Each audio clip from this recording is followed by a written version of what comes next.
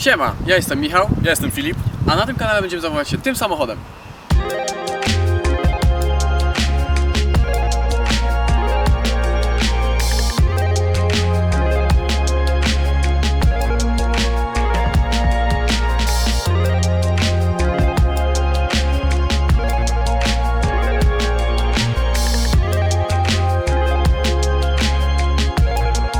Oto Nissan Micra K10 1.2 automat, 55 koni.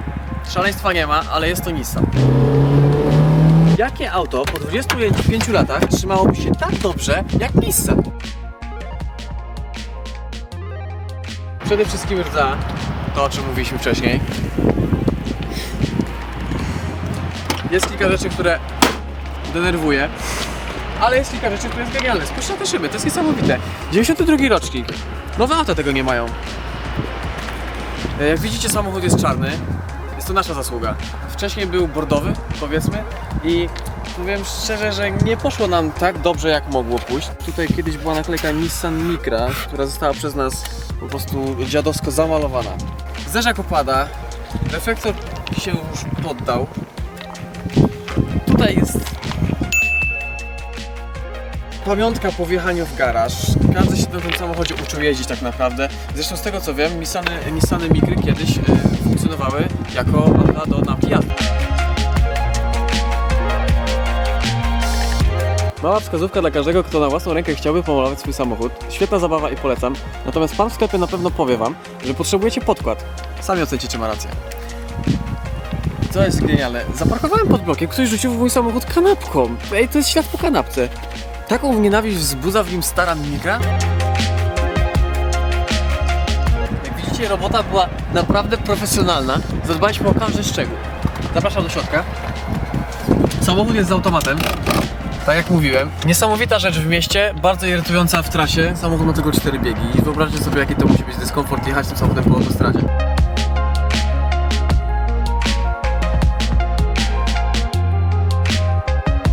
I obligatoryjne Wunderbaumy. Nie wiem, czy ktokolwiek wyobraża sobie zmodyfikowany samochód bez zapachowego drzewka.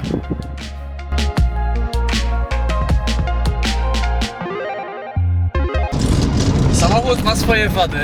10 litrów. Teraz jedziemy po kostce brukowej i jest tutaj dość głośno, ale uwierzcie, jest jeszcze gorzej, jak przekroczy się 120 km/h, co ten samochód potrafi, ale niechętnie to robię, ponieważ robi się po prostu nieznośnie.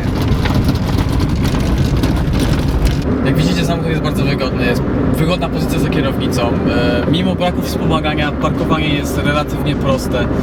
Samochód dzięki automatowi jest po prostu śmiesznie prosty w prowadzeniu. Jednym palcem mogę prowadzić, jedną nogą mogę prowadzić. Mogę robić w tym aucie wszystko, czego nie wolno robić. Mówiliśmy o różnych rzeczach, różnych cechach tego samochodu, ale nie powiedziałem o najważniejszej. To jest dusza. Ten samochód naprawdę ma duszę. Ten samochód ma charakter. Ten samochód odwraca głowy, czy to pozytywnie, czy negatywnie, dlatego, że robi wrażenie.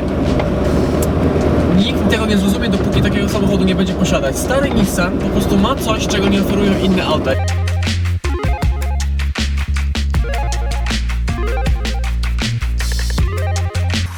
Nowy versus stary.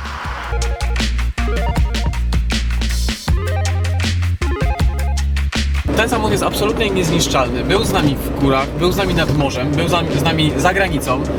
Nic nigdy nie stało się, co byłoby nieoczekiwane. Oczywiście naprawy bieżące trzeba było przeprowadzać, jak w każdym samochodzie trzeba wymieniać części eksploatacyjne, ale nigdy samochód tak po prostu bez powodu się nie wysypał, co zdarzało się z innymi autami. Jest jedna rzecz jeszcze, która pozostała do sprawdzenia. Nigdy tego nie robiłem. Trzeba sprawdzić, jakie faktycznie samochód posiada przyspieszenie. I zrobimy to teraz. Jeszcze chwilę poczekam i dadzą mi trochę miejsca przed sobą. Włączyłeś? Nie. Powiedz kiedy? 3, 2, 1, teraz. Noga w podłodze! 60, 70, 80, to jest jak długo, 90, starzeje się, 100! Ile? 15 sekund? Jezus! Myślałem, że będzie trochę lepiej. O kurde, jest straszne. A wydaje się szybki? Nie.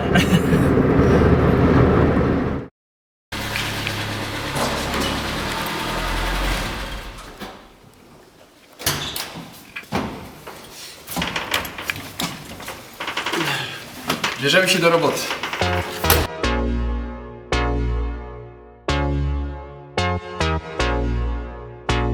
Żeby zacząć ze samochodu, możecie użyć takiej szczotki drucianej, ale jak widać jedno ognisko rdzy całkiem długo idzie, mamy ich sporo, więc lepiej użyć takiej szlifierki kątowej z nakładką drucianą, to pójdzie o wiele szybciej.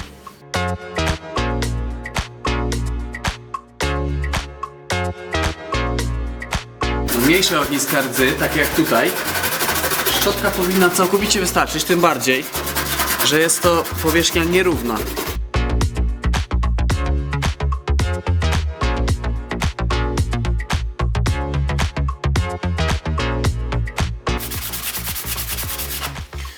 Do miejsc zaokrąglonych najlepiej zdobyć sobie taką gąbeczkę, która dopasowuje się do okrągłości i idealnie wybiera każdy materiał, którego nie jesteście w stanie zrobić z zwykłym papierem.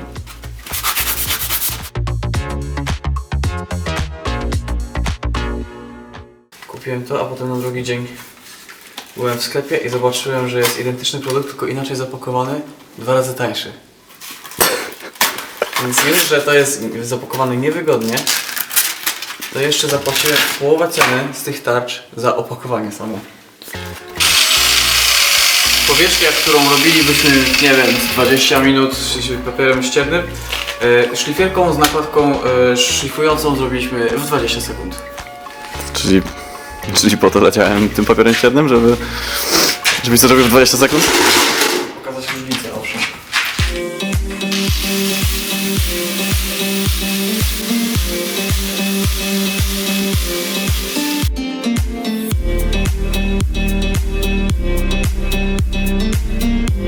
Fajnie wychodzi szpachla, nie? Są nieudolne próby naprawiania tego nadkola wcześniej. Ale niewiele z tym można zrobić. Tak naprawdę trzeba by to wymienić już.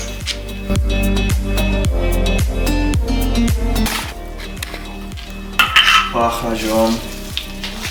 O Jezus, ten zapach. Pachnie Passatem TDI. Tak właśnie wygląda robienie samochodu. Z czegokolwiek tak naprawdę. Robota idzie gładko tylko przez chwilę. Potem się pojawia coś, co trzeba zrobić najpierw. I cały plan idzie się rąbać. Nie wiem, czemu szpachlowanie ma taką złą opinię. Znaczy, rozumiem. Jest tona samochodów gdzieś tam przechodzących po wypadkowych, gdzie wyglądają idealnie i ludzie sprzedają je za duże ceny, a potem okazuje się pod spodem, że wiesz, lakieru nie ma, tylko nie ma blachy, tylko jest szpachla i w ogóle, że połowa samochodu jest wyszpachlowana i tak dalej. I najlepszą metodą na naprawę samochodu jest szpachla.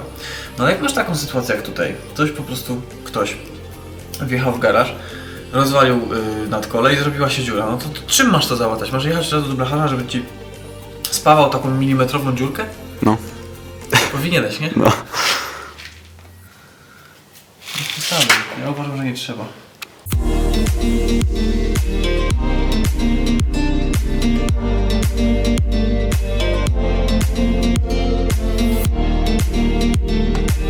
To jest podkład antykorozyjny w sprayu.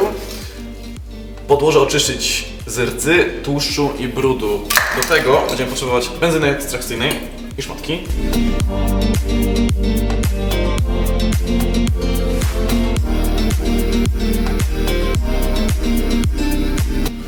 Lepiej z zapasem zawsze sobie odczyścić, odtłuścić od cokolwiek. Nigdy nie można spędzić za dużo czasu na przygotowaniu. Tak. Albo można być leniwym też.